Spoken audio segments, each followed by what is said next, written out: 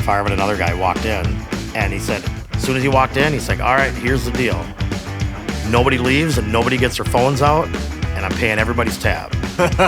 And the guy said, nobody left, nobody got their phones out. I got hammered and Brett Favre paid for it. And I'm like, how cool is that? All right, we are here at the Midwest Legends podcast with the Midwest legend himself, Jared of Wisco Dive Bar Reviews. Jared, welcome to the show, man. Yeah, I appreciate you having me here. This is a sweet setup. I like it. Thank you. So we've been doing this show, and I was talking to you a little bit about the fact that we're going to do a show based on what we have as like the stories of the Midwest. And I know, someone that's been to every county in Wisconsin, visiting a bar, and probably multiple bars in every county. Yeah. You probably got some good stories, right? Yeah, I've hit bars. I've reviewed bars in all 72 counties. My bar count right now is 920 across the state of Wisconsin. And so I read somewhere that you calculated, like with the Tavern League, that there's like 9,000 bars. Yeah, which is crazy. So I think the math, it figured out to like one bar per like 620 people, which sounds pretty Wisconsin-like, doesn't it? It does. Well, and that's a crazy thing. Like you hit all these bars, which is like a monumental task, and you've only hit 10%. You realize? Yeah, I know. That's crazy. People are like, what are you going to do when you run out of bars? I'm like, die. Like literally, if I average 250 a day, I've been doing this for 3.5 years, and I'm due to hit bar number 1,000 in September, and we're already working on the party for that. Like that's been in the works for 2 months already. The bar number 1,000 party, but it's going to take me 36 years to hit them all per se.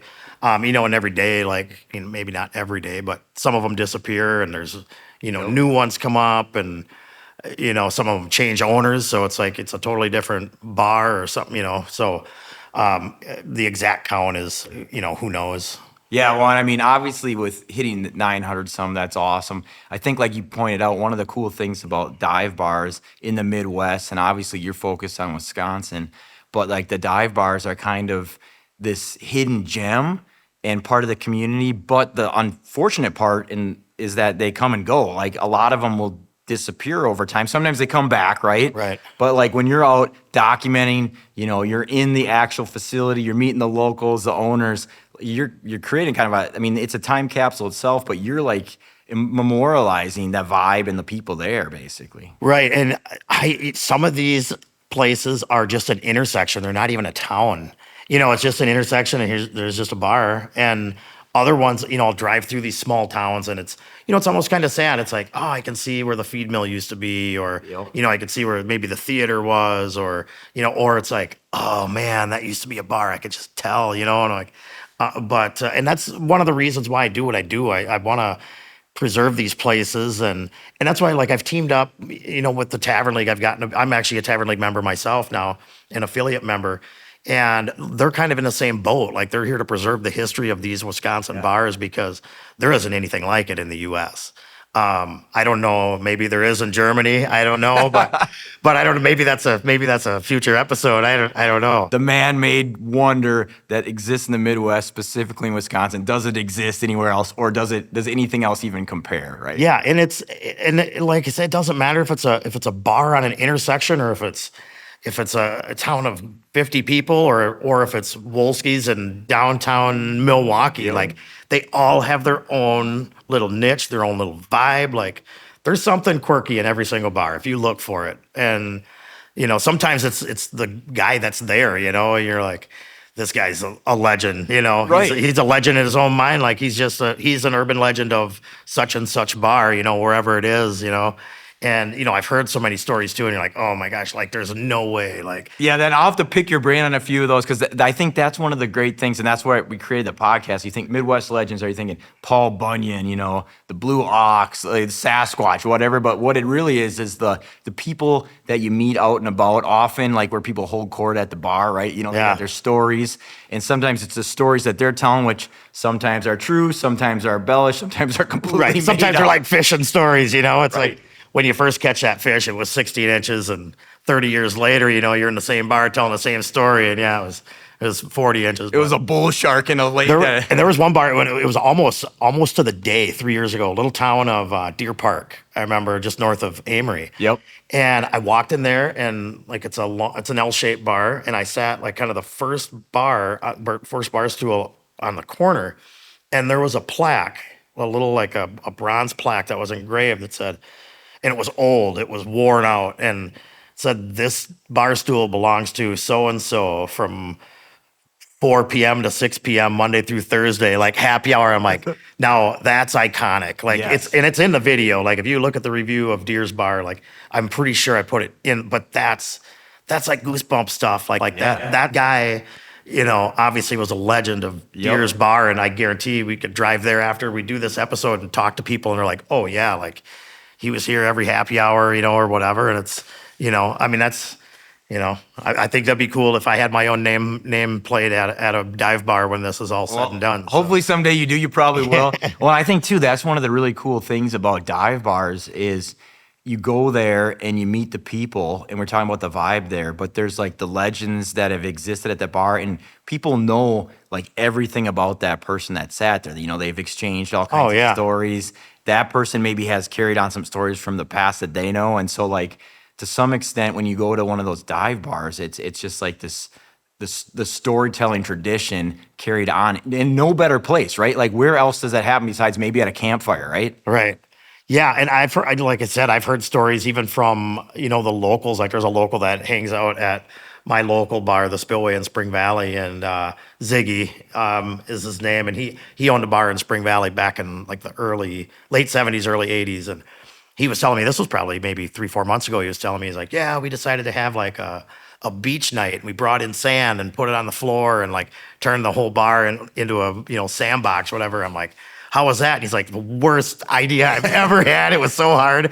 It was like there was sand, like 6 months later, like right. Still have sand in your shoes. And like, so I was like, not all ideas are great ideas, but it's just cool hearing stories like that, because it's every bar, that's the thing. When you have a bar, you have to have quirky stuff to get people to come in, whether it's, whether you're shake a day or, just something goofy, some goofy drinks, or maybe it's an awesome bartender. You just never know. Right. Well, I found out too, like, there's the people will have like some goofy antics or whatever, or this night or that night to get people in, and that's fun. And as a bar owner, you got to think of those things, right? Right. But a lot of times too, it can be the bartender or bar owner themselves is like source of legends. I know people have talked about what's her name? There's Linda out in kind of central Wisconsin. You may or may not know of her, but like there's people that might be an owner or even someone that like holds court, that has that bar stool, that attract other people because they come there to like not only hear their stories, but maybe bounce stuff off. They want to see what so-and-so has to say. There's no way, And like one of the earlier bars that I hit was over east of Colby, Norm's Buckhorn, it was called. All right. And my buddy Dirty Prescott Kids told me about it. Like it was one of the first 30 bars I hit. But he told me, he's like, oh, there's this bar over. We were on our way to a Packer game one time. I got off the beaten path, and this bar had doilies for the coasters. I'm like, what? Like, yeah, there's so much crocheted stuff in there. I'm like, I need to go. And like the next weekend, I'm over there, and sure enough, here's Norm in this bar. It's basically the basement of his house. He's wearing a red, white, and blue crocheted headband that his wife made. He looked like Tommy Chong, and it was just a great vibe. Like it was, there's Hot Wheels, like the pedal ones from the '80s, or and it's like, this is just, this is Wisconsin for sure. It's like, man, those ones you don't come across those all the time, but when I do, it's like, oh, this is why I do this, because. It's just awesome. Who doesn't want to sit down and have a cold one or two at a place like that? Well, like you said too, and like each bar has its own vibe. And some of those bars, the vibe is just like hitting right when you get there. And you and I were talking earlier before this, like I was up in Door County one time. We went to this little old theater. And then at the time, I think it was my fiance and I, now wife, ended up like going to some little bar. And it was kind of like a fall night. And this was years and years ago before like all the the microbreweries and stuff, but they had their own beer and their own pints, and the vibe was just awesome. The people were awesome, the beer was awesome, and it was just like it hit like that place in Door County, that place, that time. Yeah. And to this day, like I still want to recreate that vibe Yeah. because it was so awesome. And and it's one of those things where you might go back. You could go back the next day and be like, it just doesn't feel the same as it did yesterday. So it's like you said, it's right place, right time, and I've had that. Like sometimes I go to bars and they're not very busy. But to me, I almost like it when they're not as busy because then I can talk to the bartender, which a lot of times it's the owner, and then I can, get a little history lesson or, stuff like that. And I just rely on the locals so much too because I'll kind of pick out an area of the state where I haven't been and I'll go there and I'll have like maybe 3 or 4 bars in mind. But then I talk to the locals and they're like, oh man, you got to check this place out. It's out, go out County Road 8, go down 36th Avenue, I'm like acting like I drive those roads every day. I'm like, what's the name of the place? Like, I'll just Google it and I'll find it. Some of these places don't even show up on Google. And I'm like, how do you run a small business and you don't even show up on, like, Google doesn't know you exist. It's wild, but it's cool. It's a local legend, so everybody knows where it is. My dad used to do the same thing too. He's like, you gotta hit that. You're gonna see there's this old schoolhouse that's abandoned. You're gonna make a right there, and it's like, I just need the address. Yeah. But that's how people say like, there's this great gem of a dive. Yeah. You gotta check it out. You're not gonna see it on Google, but when you get there, you're gonna. But there's been 10,000 people that have drank beers there because of those directions. That guy was, before there was Google, and it's like, and I've met just so many people. I can't even imagine how many between going to bars and going to music festivals and, the NFL draft, we were talking about earlier, it's like hundreds of thousands of people. And that's, along with going to these bars and seeing the nostalgia and everything. Yep. But like, I'm such a people person. I just absolutely love meeting people and chatting with people. And I can tell when people are like they kind of don't know how to, like, dude, you want a picture? I'm like, oh, yeah. I'm like, dude, I'm totally approachable. Like, I don't know. Like, I think that's one of the things that makes what I do work is that, Well, I think so. I think you're a people person, and then you're genuinely and sincerely interested in what the people, like that vibe, that bar, the people there, their stories. And I think that what makes it so special. And then also on top of that, you've got that interactive map, so people can go, like they see an episode that you did at this awesome bar, and they can just go to your website, bam, hit it. Yeah, wiscodivebars.com. That's been around for 2.5 years, and we're in the process. We're gonna move all of my merch and stuff right to that too. So it's gonna take you right to that. But yeah, the wiscodivebars.com. You can zoom in, the map will pop up, and you can zoom in anywhere, click on any tab, and then you can click the tab, it pulls up the YouTube video, and also big blue button that says navigate here. So and you got another button that I've used on there, and it's like it gives you the random one. Yeah. Right? Oh, yeah. Dude, that's sweet. Only thing I want to ask you is it truly random? When I hit it last time, it took me right to the Plywood Palace. Oh, really? Yeah, I don't know. I guess I don't know if it's, and I had... It probably is, but... Yeah, and it's actually a buddy of mine, his cousin, Brent, he actually lives in Green Bay, who created the website for me, and I'm like, well, this is cool. Like, I'm going to have my own website, but who's going to update it? Because I'm hitting a lot of bars, and then it's like over a 10-minute Zoom call, like he taught me how to do it. So, I updated, like, I usually update it at least once a week. And once things are posted, then I'll kind of let them build up 5, 6, 7. And then if I have 7 of them to throw on, it takes me like 15 minutes, Yeah. So not bad at all. You got a good thing going because it's really, I think it's a big service. And I know there's been like famous people that literally not only follow you, but like look at the website because. Yeah. Dale Earnhardt Jr. follows me. Right. And I'm like he was talking about me on his podcast, and I'm like, he didn't name drop me. I wish he would have, but he's like, there's this guy in Wisconsin that goes on, and then people are messaging me and they're like, you got to get a hold of him and have him come to us. I'm just going to Google Dale Jr.'s number and call him, And you might have to send him a DM because, you're the guy. Yeah. But I think, too, that's one of the cool things about the dive bars is that you can literally, and people have stories, and I'm sure you have some and you've heard some, but you can go to a dive bar and there will be a famous person there. And they may not be from the Midwest. Like, it could be a Dale Earnhardt. Obviously there's like Larry the Cable Guy hangs out at the, but it's because they enjoy the dive bar scene, right? It's so cool. The vibe's awesome. Yeah, it doesn't matter if you have $5 million in your bank account or $5 in your bank account. Like, I've got a couple NFL players that follow me. Like, Ian Ingold follows me. He's a Badger. Kevin Zeitler, he was a starting right guard for the Lions. But he's been in the league for like 15 years. He was a first round pick. Yeah. I think he's with the Titans now. Colin Blackwell, he plays for the Dallas Stars. He's from Boston, went to college at Harvard, played for the Blackhawks for the last couple of years. And but he lives in Milwaukee in the off season, and we're going to get together within the next 2 months, and we're going to have beers together. Like we message back and forth all the time, and it's so like we played, pee wee hockey together. Like we've never met, but he's followed me for a couple of years, and we chat back and forth. And unfortunately, their playoff run, ended a little prematurely. But It happens. but when I was over in Green Bay doing the NFL draft stuff, like the week before the draft, and that was the first round of the playoffs, and I was watching the playoff game. I think it was like game 3 of the first round. And Colin's not a superstar player, but he does a lot. He does everything really, really, really good. Yep. And that's why he's been in the league for 8-9 years. But he had the overtime game winner, and I'm jumping up and down on my hotel room bed, I'm like, this is, and I message him, and I'm like, there ain't no way he's going to see this. But the next morning, he messaged me back, and like, dude, appreciate it, and I'm like, even had my fiance watching hockey. Like we were in tune with the Dallas Stars, and, obviously growing up on, the west part of Wisconsin, it's cool to watch the Dallas Stars games and see all the old North Stars jerseys in the crowd. So if you've got like that comes to your memory, like classic Midwest story dive bar related? oh man. And I know you got a ton, so Yeah, I mean, there's some pretty crazy ones that that come to mind. Like there was a bar that's no longer around. It's Bud's Place. Like this is dive bar stuff. Like this, and there was the two boys. I think the parents had the bar, and the two boys, the parents passed away, I believe, and it was a trailer house. Yeah. And dive bar in a trailer house, and the boys couldn't count, so everything was $1. really. And it was up in the Minong area, and people just said it was just a party there. Like it was wild, like it was something that, and like I said, I've heard this story from 1,000 different people, so it has to be true, Right.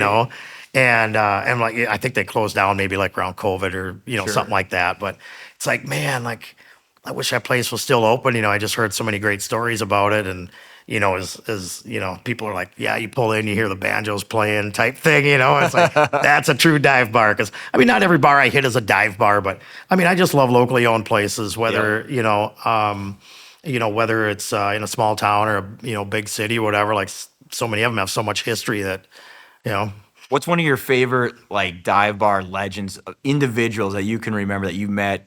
I mean, you've been doing this since what, 2020? 2022, yeah. So it's been almost July 14th will be 3.5 years.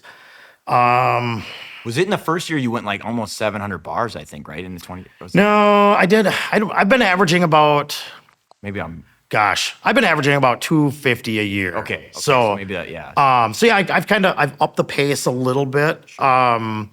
But yeah, just the more I do it, the more. I think I'm thinking 2024, you were about 700. Now Yeah. you've been upping the pace. But yeah, what's it like if you think about, and I know there's a ton of awesome people, so we won't offend anybody if you're left out, but who can you think, like just somebody that you've met at a dive bar, just like like a legend? I don't know if this is just one person in particular, but there was a bar in Janesville it's going to be shut down and relocated, but it's Zach's Social Club. Okay. It was right next to literally right next to the GM plant. Sure. And people would come over on their lunch break, and they would have a deal like you get 2 shots and a beer for like $3 or something like that. So then GM built a fence. So people couldn't get to the bar where they would just go out around the fence, and it was the same. Like they would just come over and take a couple shots and slam a beer or whatever at their lunch break. And now obviously the GM plant is no longer there, but it was just cool to hear people like, oh yeah, like my dad, he worked at GM for 40 years, and every lunch break, they were over there taking shots and whatever. And another one that I think of too, it's not necessarily just a person, but I was at a bar, Jailhouse Saloon, I believe it's called, in Monroe. Okay.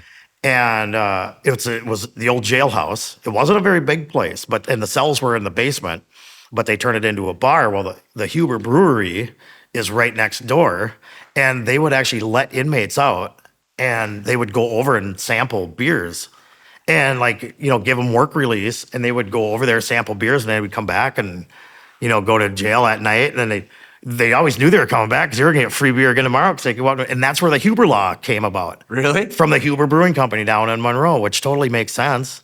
Now it's known as work release now. Sure, but it used to be called Huber. I've heard that before. Yeah. So that's I've never heard where, that story, but I've heard it called Huber. Yeah. So that's cool. It's like dive bars just coming up with laws because of dive bars. Right. Name and stuff. But yeah, it's there was another bar that I was at down in Janesville, and I was down there with my buddy Johnny here last fall, and there was this older gentleman sitting at the bar, and he had his pitcher of beer, and he had his little like 7-8 ounce glass, and shaking and pouring his own beer, and he would drink his beer and he'd refill it up, and I jumped on one of their machines, and I think I have 3 spins, and I hit a jackpot or something. It was like $380 or whatever.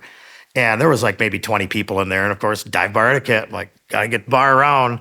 And I told the bartender, I'm like, I think the guy's name was Brian or something. I'm like, don't get Brian a beer, like get him a pitcher, because he obviously drinks pitchers. He wouldn't know what to do with the can of beer. So it's, it's like, it's just fitting in with the locals. I get it. Like that's their safe zone. Yep. And then I come rolling in there with so many followers and stuff, and it's like, but I just adapt to my surroundings. And so many of the 920 bars that I've been to, it's like I enter as a stranger and I leave as family. That's what dive bars are a lot of the times. And go in, be respectful, and you'll get respected right back. And yeah, I think too, you hit it on the head. I mean, that's the thing. Even I think you had said this, you had told me this in the a while ago, is basically when you would go to some of these dive bars at first, they'd be a little bit hesitant of like, hey, what do what are you doing? What are you taping? Obviously now most people know you. So yeah, even though I think, could you still go to some of these dive bars? I think that's a testament to how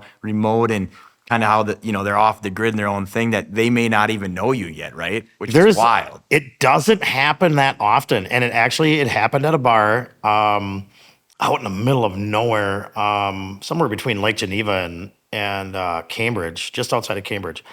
And the guy actually didn't want the second time. This is the second time it's happened. The guy didn't want me to do any video. I come in. I always go in first before I do a video. A lot of times I'll do my intro up front. So my intro is real life, like, man, I can't wait to see what this place, like my excitement's legit. And then I'll go in, talk to people. And the guy that owned the place was bartending, and he was, I don't know, I would say maybe early, mid-60s. And he's just like, yeah, I just kind of like it the way it is, and like, hey, I respect that. Like, I'm still going to have a beer, and chatted with, some of the locals. And they gave me a tip on, there's 3 other places that they told me about that I hit up. But, and then like I went to the other bars and like, oh yeah, like he's just, he's owned that place a long time. He likes to be closed by 9 p.m., and it's like, I think some of these people think I'm going to bring in the Happy Gilmore crowd that are coming beer bonging and, I just like bring in, it's going to be spring break, but that's not it at all. Some bars would be excited for all the business, and I'm sure there's some you run into, but also like with dive bars, they know like that's their community, that's their regulars, that's their vibe, and they don't want to change that, right? Yeah. It's important. Yeah. And that's the thing. It's dive bar etiquette for sure. And, that's why I come in and I don't want to change anything about, what they do. And there's times where I will go to a bar and it's just from top to bottom. It's awesome. And I will tell the owner, like, do not change a thing about this place because I love it, whether it's a total dive or, a fairly decent place or somewhere in between. Like, there's just, right place, right time. And it's like, yeah, I totally get the vibe. And it's, a place doesn't have to be a total mega dive to get a high score, and they're all my reviews are positive. Yeah. But like in my head when I'm editing them and sometimes I just know immediately like, oh, this place is a 10 for sure. Yeah. But I kind of do kind of in my head I'm like, all right, scale of 1 to 10, like what was the vibe? Scale of 1 to 10, like how divey was it? Like it's hard for a non-dive bar to get a 10. Yeah. I posted one tonight that was a non-dive bar, but it's a 10. And the lady showed me, she wanted to buy the place for 20 years, was bugging this lady. She wanted to buy it. Finally, the lady was like 80, sold it to her like 10 years ago. And she showed me pictures of what it was. And it was a total dive. Sure. That place is so awesome now. It's down in Genoa City, Herner's Hideaway. And they have a beautiful patio out back. They have shelter they had live music going and the beanbag boards and awesome volleyball courts. She's like, every year I add something new. And I'm like, this is awesome. And it started, like, it's not a dive bar anymore, but man, it's got the dive bar core, Yeah.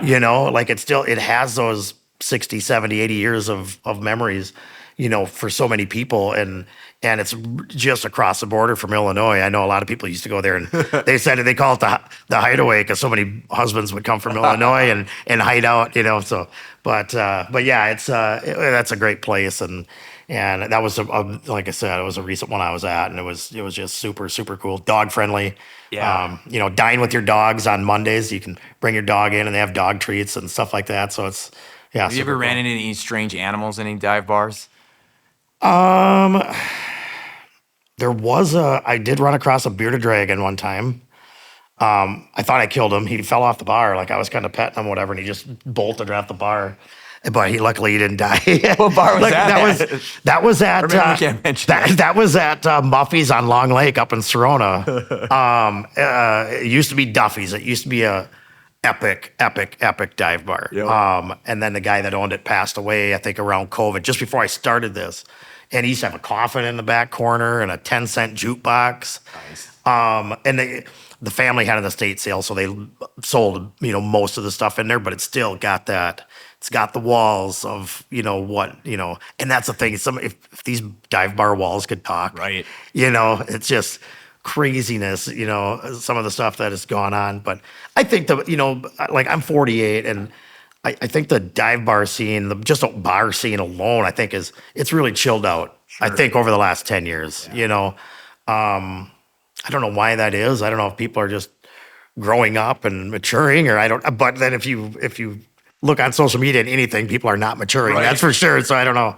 Well, I think there's been a little bit of push, like, now there's more non-alcoholic beers and things like that, and push away from some of the alcoholic drinks. But what I think has been kind of interesting, and it's surprising for me, for someone who really never has had much than trying like an O'Doul's when I was a kid, right? Yeah. Is that people are still going out, and even if they're drinking NA, like I think, athletics, like there's all these different brands now, but they'll still go out and drink. They just drink a non-alcoholic because I think it's the socializing. Right. So I hope that carries the dive bars through because, as you know, I mean, it is fun having a few drinks, get some food, whatever, having some shots at a dive bar. But I think the big thing is it's like the sense of community, the storytelling, just all of that fun stuff. Oh yeah, the dive bars were social media long before social media was, and that's how you found out what your neighbors were doing, what they were up to, or find out, unfortunately somebody passed away or whatever. But I mean, these dive bars mean so much to so many people. And like I was at a bar in Crandon earlier this year, and there was a bottle of, this is crazy, this is such a Wisconsin thing. There was a bottle, like, I don't know, like a 4 or 5 ounce bottle of, I think it was Jack Fire, but it was an urn. Like they had somebody's ashes in it. And he must have drank Jack Fire or Fireball was one of those two cinnamon drinks. And it was just up on a shelf. I'm like, now that's when a bar means a lot to somebody. And there was 3 or 4 different little things up there that were little urns. And I'm like, I mean, that's, a lot of times, I mean, people don't have a lot of family, and Yep. And that is their family. And if something happens to one of those locals at a dive bar, it's like, man, watching the locals rally and do fundraisers and stuff like that. It's super cool. I get hit up for fundraisers all the time, and I never say no. There's times where I can't make it happen just geographically, if I didn't get a big enough lead time and I'm out of town and they want something in 2 days, and it's like I just can't get it. But yeah, I donate a lot of merch and stuff to You've done a lot. I think it was around last Christmas, and we did in December the toy drive at the dive bars, and you were like big behind getting that thing set up, and that was pretty cool. Yeah, and that's doing that. What's the first year we did? We had 6 bars that were drop-off locations, and then I kind of took it upon myself that I was going to make it bigger. Yeah. Last year, and then we had 10 locations, and I mean, I don't even know how many toys we raised, that we had collected that went to the Boys and Girls Club. But I know the first year we did a party bus. And it was $1,453 that we raised just bar hopping on a party bus, doing 50-50 raffles at bars. And then this past year was $3,000 we raised. So, and every single penny, like nothing goes through me.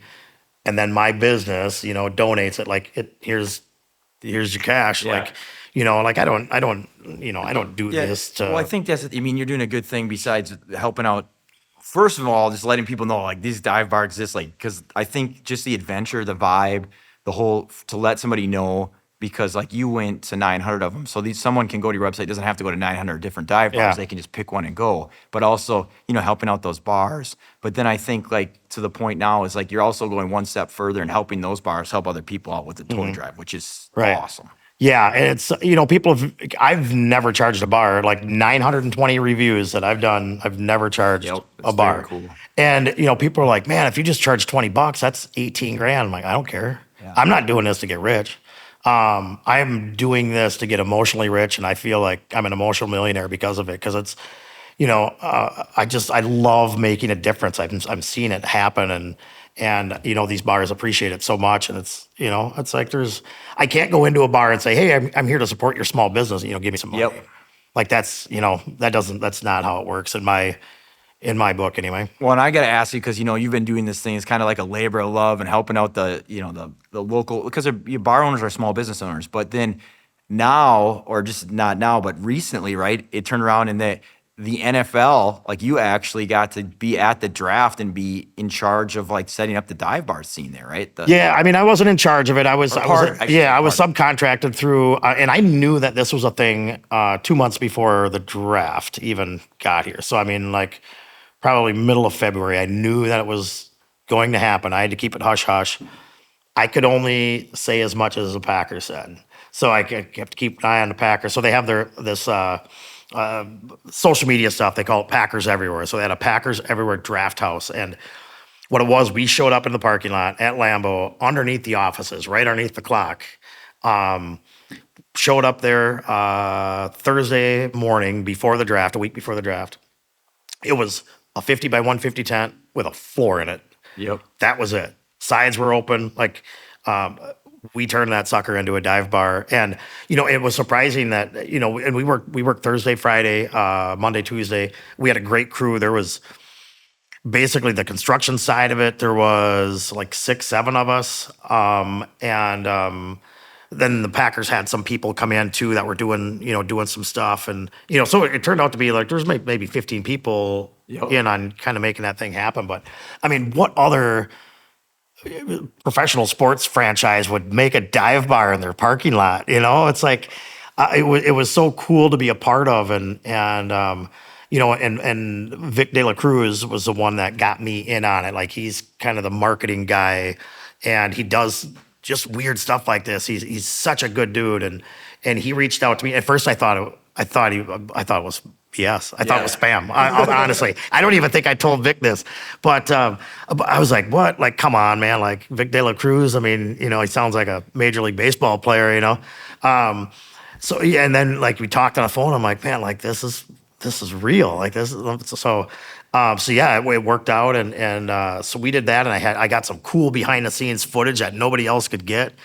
And like when we were done working, at the end of each day, like I had my credentials to get into where I was at, and like I could walk down to wherever I went to, and I walked down in front of that stage, the draft stage, and I'm just like, this is insane. Like it made the Resch Center look small. Yeah. Yep. And I'm like, they're doing this for, weeks and weeks and weeks of work for 3 days, and then they tear it down, and it's like, that just tells you how much power the NFL has. It's, but it was super cool to be a part of, and that people said, well, you're not serving beer in this dive bar. I'm like, can you imagine if they did? People would never leave that tent. You would have never got in there. They won't even watch a draft. Yeah. And when I went through, I come through draft day one, and there was a vendor 30 feet from the from going into the place. I just grabbed a beer, and you could walk through there, and it was just a place where ex-Packers, they were doing meet and greets and stuff there, and it was great. I met one of the dudes from when I did my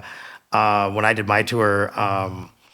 one of the guys from Shadrap was in there, and I'm like, Yep. I'm like, oh Shadrap my boys. gosh, like you guys, like I love those guys. Old school Wisconsin. Yeah. Oh they- yeah. Yeah. Yeah, so it's it's definitely cool when I can be a part of something like that because it is historic. Like people are going to talk about that draft. The people that were there are going to talk about it forever. Well, and you know? were part of it, so that's pretty sweet, yeah, right? and it's it was so much fun, and you know we had, like I said, we had such a great crew, and it was so cool to see it come together. But holy buckets, we got our butts kicked. Like lot of physically, it was work, yeah. lot of work. And they pulled me in because I'm a carpenter. Yeah. you know, as my regular job. So so they knew that I knew how to do stuff. But and nobody mentioned the fact that there were no neon beer signs in there. We couldn't have those because the Packers are contracted with Miller Lite. Gotcha. The draft was sponsored by Bud Light. So, but there's still a dive bar vibe to Yeah, it. I checked. you I know? was in there. It definitely was. I think you did a great job on it. Yeah, it was. I got it was a positive feedback to everything. I have no idea what they spent with that, but I know like the Packers, like the management and stuff, were coming through as we were getting it close to being done, and they're like, "Man, like maybe we should just keep this here all the time." You know, like well, we would have built it different. You know, we built it to last. You know, it was built solid, but we built it to last 3 days versus, you know. But it would be cool to. You know, to have a dive bar in their parking Well, lot. So. you could tell the guys too, hey, you know, there's a website, Wisco Dive Bar Reviews, where you can find some local dive bars in Brown County, you know, in Green Bay area. Yeah. That will Oh yeah. that will be awesome too. You know, and leading up to it, I thought, you know, I think I'm with everybody else. I'm like, where are all these people going to go? Yep. How is Green Bay going to hold? Like, it's going to triple in size. And I thought they did a fantastic job. And one of the things too is like the Brown County Tavern League. They ran shuttles. I mean, they were running free shuttles, you know, from Lambeau Field, or if you're at a Tavern League, Wisconsin Tavern League bar. I mean, they were running free shuttles all over, and I forget what the numbers were, but it was thousands of free rides. So I mean, that's cool that they were doing that. I'm sure the Ubers and the Lyfts and stuff were nuts too. But Well, you know, speaking of, you know, because you probably know this, that I grew up in Green Bay, born in Wisconsin, but lived most of my life in Green Bay. So what, like, do you have a favorite dive bar in Green Bay? If I put you on the spot, can you think of? And I know it's, you know, you got to go back to the Rolodex in your mind. Or just a cool story even from one of them. I mean, there's a couple of good ones just because Richard Cranium's is one. Like, I love the name of that place. Like when I was down there for the draft, I stopped and had a couple at Richard Cranium's, and I just did a little video out in front because I'd already reviewed Richard Cranium's before, and Don that owns the place, super good guy. Met him through the Tavern League, and so I just did a little video. I'm like, one of the things I love about these dive bars is their quirky names, like Richard Cranium's, AKA Dickheads. And like that video did over 1 mil on Instagram alone. I'm like, you know, and then people, I'm like, what's the craziest bar name? And the people were named, you know, like commenting, and I'm like, there's so many good ones. I'm like, that's so crazy. You know, I think every college town has the library, you know. Yep. But yeah, there was just so many awesome creative names in that. But then you got St. Michael's Pub is a great one. That's a total dive. I would say that's probably the dive of Green Bay. Easttown Pub is one of my favorites too. I actually went back over there and ate. I wasn't staying too far from there when I was staying in a hotel, but they have a brat burger over there that's awesome. It's like a double cheeseburger, except the top patty is a brat patty, not a hamburger patty, and it's so good. I was at a dive bar and I ended up, you know, some dive bars, no offense, you got to, whether the food, man, I don't know, right? Yeah. But I had a burger at a dive bar not too long ago, and it was good. Like, it was legit, man. I hit a bar up in Cable. Gosh, what was it? 3 weeks ago. Pioneer Bar, out in the middle of the woods. Was a really nice place. A lot of cool taxidermy. Randomly stopped in there on our way to Drummond. Had the best burger I've ever had reviewing bars. I'm a burger and fries guy. Like, I love a good burger and fries. And it was between the combination of the burger itself and it was just seasoned perfectly. I was just like, unbelievable. And then I had another one this past weekend at the I don't know if the address is Twin Lakes or Genoa City, somewhere down in that area, but the Blue Goose Saloon had another burger. Like, I'm like, oh my gosh, like, this is so good.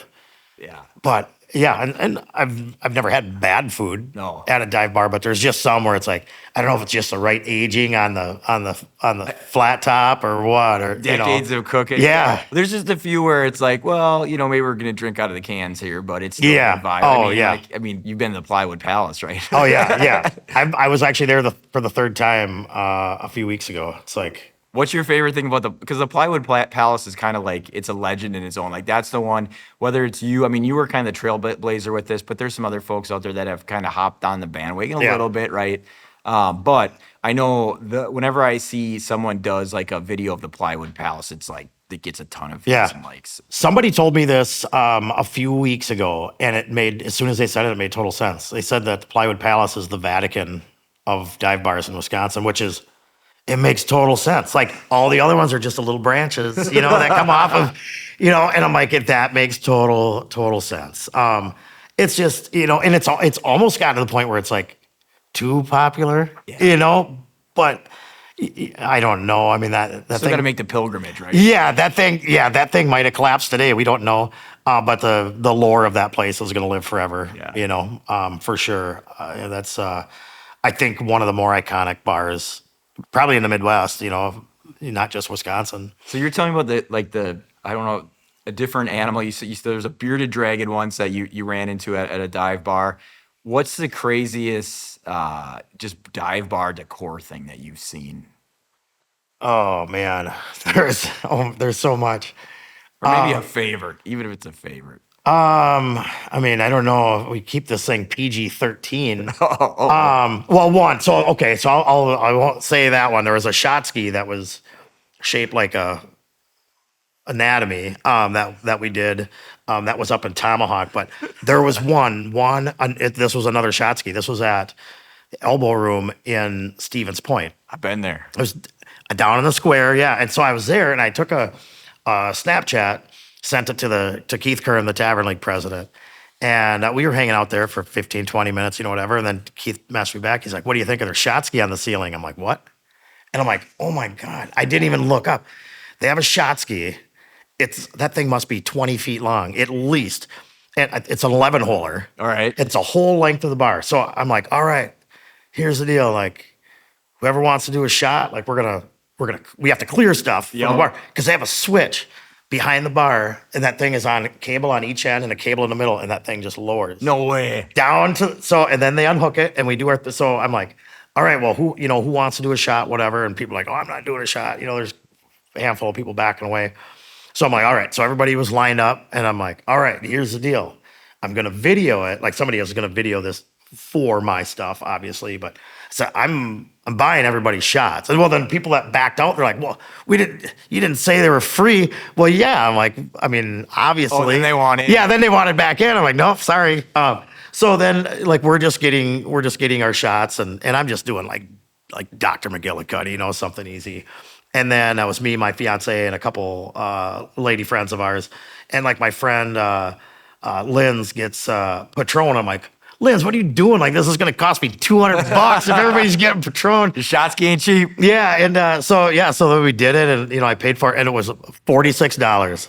Yeah. And so I just gave the bartender $60, and I'm like, keep it. Like that video got a lot of views. So that was cool. I mean, 11 hole shot ski, like that's pretty crazy. Yeah, that's pretty crazy. And the fact that they could lower it down. And the funny thing too is I've been there, and just like you would have known it if the guy from the Tavern League hadn't told you to look up. Right, yeah. But I've been there and I've never seen that. Really, yeah. So like that's this hidden secret that you found because the Tavern because of the Tavern League president, yeah. Well, and that's what I do too. Like as far as my map, like the Tavern League has a map too of like pinning the locations of their members. Yeah. And I'll use that even like if I get to an area, like, all right, like if I need a good starting point, like I'll hit a Tavern League bar just because, Tavern League is such a close-knit group, and and I've met so many amazing people through their just doing their spring and fall conventions, and their fall convention is going to be in La Crosse this year, and it's going to be crazy. It'll be fun, but yeah, so I have a lot of different ways that I find out where I go, and people commenting on things, and people messaging me, and I probably get, if I were to guess, 1,000 messages a week. Yeah, I mean, you hit 10%, which is a lot. and there's still all Yeah. these that you're going to be finding out as, like you said, you go to one, and then they're telling you about 3 others, or then somebody messages or comments like, "Hey, you got to check this place out." So When how do you figure out where you want to go? I basically sometimes it depends on like in a few weeks, Country Boom down in West Salem. Yep. So I'm gonna be down there, so I'll hit bars while I'm down there because I've still got to hit bars, Yep. when I'm down there. And then sometimes I'll just look at my map and be like, oh, well, here's a pocket. Like, let's go down and fill in this part, whatever. Yeah, so it's especially in the summer. I have one open weekend between now and Labor Day, and I have I think 3 open weekends between now and the middle of October. So that's how crazy. You're gonna be a busy guy. Yeah. Well, what's the most remote dive bar that you can remember that you've been to? Or There was one outside of Boston, and I remember this. I remember every bar, but this one in particular, where some locals told us about it, and I Googled it. My navigation screen on my truck, we weren't even on a road, but it was called Babe's Country Club. And my fiance was with me, and I look at her, I'm like, I've got a feeling this isn't a country club. And we got out there. It wasn't a mega dive, but it was just a cool vibe. Yep. Cool vibe. The big PBR signs that you see hanging out front, they had like 3 or 4 or 5 of them on the walls. Yep. Inside the place, and it was just a really, really cool vibe, kind of tucked back in. And speaking of dive bar stories, I thought of this one. Down in the La Crosse area, there was a bar that I was at while I was down at Country Boom one year. And I posted the video, whatever. Great place, a little town of Burr Oak, unincorporated town called Rumors.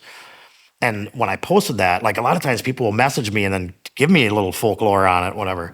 And I don't know when this was, but the guy told me that he was in there years ago when Favre played for the Packers. And it must have been during a bye week or whatever. Sure.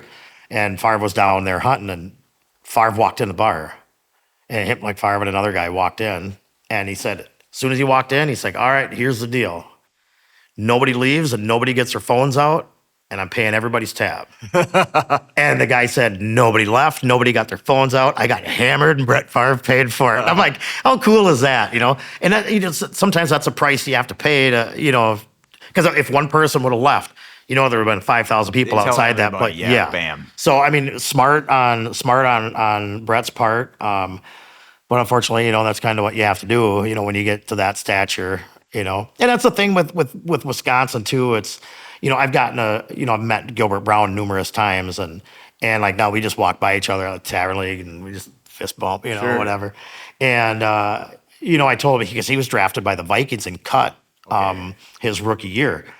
And I told him, I'm like, dude, I'm so glad the Vikings cut you because you'd just be an ex-Viking now. I'm like, there's no such thing as just an ex-Packer. Like, you're an icon. Yep. Like, you've got the you got the golden ticket to the state. And obviously he was a great player, and he won a Super Bowl with the Packers, and he does so much with the Gilbert Brown Foundation. Yeah. He does a lot of work, and I think I would rather piss him off than his sister. Like, his sister is always with him too, and yeah, I think she could put Gilbert in his place. Yeah. Yeah. So if Gilbert, you're listening to this, I know you're laughing because I'm right. So Very nice. Man, it's in Chippewa, northern Chippewa County, probably close to Rusk County. But when I was younger, like, we'd take our snowmobiles out, right? My dad and I liked to snowmobile all the time. And basically, we'd go to bars, and at that time I'd get like root beer and like pizza fries, right? Yeah. And he'd probably have a beer and maybe share the pizza fries, whatever. And so we're going to this bar, and it's like the best winter kind of story ever because it's getting kind of dark, but it's not too dark yet. But the snow's falling down. You just can't wait to get warm. Yeah. Get food, get something to drink, and we're like at this. We're on this frozen. We hit this frozen lake, and my dad. He's like I was saying too, he's not a guy that's in back then we didn't use GPS so much anyway, but he's not a guy that like follows directions. Like, I know there's a tree over there, we're gonna go this way, right? Yeah. So he's like, we stop in the lake and he's like, I think it's over there. And we get over to this place and we can see there's like one snowmobile track that goes like straight up this kind of cliff, right? And you can kind of see the lights up there. And he's like, I'm pretty sure it's up there. And I'm like, have you ever been here? And he's like, no, I don't know, maybe. He's like, I felt like there was a way we could drive here. I'm like, well, how are we gonna get there? And so basically he in his infinite wisdom thinks that's the only way up. So we're on our sleds, and man, I was probably like 12 at the time. And he just tells me, he's like, I'll stay behind. Something about if I start to like lose control, he'll try to save me. I don't know how that would have happened, but he's like, just get on the throttle and hammer it. And so You were the guinea pig. yeah, I was the guinea pig. And he gave me the sled, I think, that had spikes on it on the treads. So I'm on it. I just hammer it. I get to the top where it levels out, plateaus, and I just fly through there, land, bars right in front of me, like literally right in front of me. And all of a sudden I hear, Here he comes. Yeah, it's like, that's cool. and so we're like, what the hell? And so we kind of walk in from that way, and my dad's like, what kind of place is that? That's the only way to get in. And the bartender's like, you guys drove up the hill, the cliff there? And he's like, yeah, how else are we supposed to get in? She's like, people only do that for shits and giggles. She's like, there's a driveway. She walks us out and points out the driveway that winds up. So anyway, I don't know if you've been in any crazy places like that, but that one sticks in my head. Nothing that crazy. There's one that we got to, I was with the Tavern League president. We got there by boat, but there's actually a really unique bar. It's a Superior address. It's called Wabagon. Okay. To get there by car, the only way to get there is you have to go through Minnesota first. No way, really? Yeah. Like there's a county road, and like the bar, it's like almost like a dive bar supper club. Had amazing fish fry. Yeah. But it's like maybe 100 yards off of the blacktop, and they do like what, I don't remember. They had a trophy hanging up there, like the .2K. Yep. So you run from Minnesota to the bar, like that's their little quirky thing that they do, once a year or whatever, and they call it their .2K. But yeah, it's the only way like I said, we got there via boat, but the only way to get there by car is you have to go through Minnesota to get there. So it's just a really unique little chunk of, Wisconsin land there. So that's, and I don't think there's probably another place like that in Wisconsin. I've never heard anything. I've been on a couple floating bars, barge bars. There's one down in Fountain City. Okay. The Dam Saloon. Is that in Mississippi? Yeah, that's a dive. I mean, the place is probably about as big as this room. And then there's one Eagle Point barge bar right in the southwest corner of the state. Sure. There's another one that's a little bit bigger, and that's actually a pretty clean place. But you stand out on the back deck, and you can see Minnesota, and you can see Iowa, and so it's pretty cool. Sweet. But I mean, a barge, like I don't know if they have to pay taxes if they're on the. I don't know how that works. There's some reason behind why it's floating. Yeah. Oh, and another cool story. This is another cool story. Speaking of that, I got thinking of taxes. There was a bar that I hit up south of Ashland. It's in Marengo, the Wildcat in Marengo. I hit last summer. So it's in a T in the road, and on the west side of the road was Bayfield County, and on the other side of the road was Ashland County. And way back years ago, I don't even know when it was. It was probably back in the 30s, 40s. Taxes in Bayfield County went up, and so the bar was over on that side. And they said, "Screw this, we're not paying those new crazy taxes." So they hooked onto it like with horse and buggy, horses, and pulled it over to the other side of the road. So it's in Ashland County. So their taxes weren't as high, and the bar sits there to this day. What bar is that? It's it's in Marengo, the Wildcat Saloon in Marengo. Tiny little place, again, probably the size of this, like maybe a little smaller than this room. But now they've added on like maybe half as much. They got a pool table room or whatever, but basically just a ice shack, basically what it was. And I'm like, how cool is that they, just screw this and we're just going to move it. Like, well, and it's been around for that long. Yeah. They moved it over. And Yeah. people are still here, almost 100 years later, right? Yeah. And then I was like, well, what if taxes get higher in Ashland County than Bayfield County? They're going to move it back, or Just move it right back. yeah, just keep hopping it back and Go forth. back and forth. Yeah. A lot of bars will have these stories of like how they had some interaction or some lore Yeah. with prohibition, with either, organized crime, gangsters. It's usually Al Capone. There's usually Yeah. Al Capone. Yeah. And so some of it is true, obviously. Some of it, who knows, right? But Yeah. it's like, they're great stories, and I love hearing those stories when I'm at the bars. Like, did you know so-and-so was here? This happened. They went there. Yeah, there's a Clancy's in Eau Claire. They have a table, and their story is, I'm assuming it's true.